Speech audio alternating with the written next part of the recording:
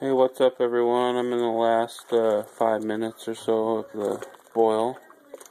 Turned it down just a second ago so I can do the video. But this is the porter, Midwest Supplies porter. I just added the hops just a little bit ago. The secondary, or the, oh god, what do you call it? The aroma hops. So, let me turn this up a minute here. You guys can watch the boil.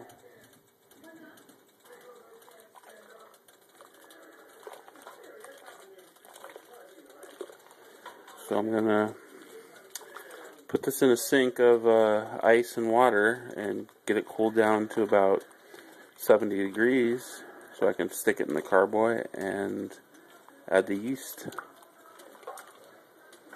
So, talk to you guys later.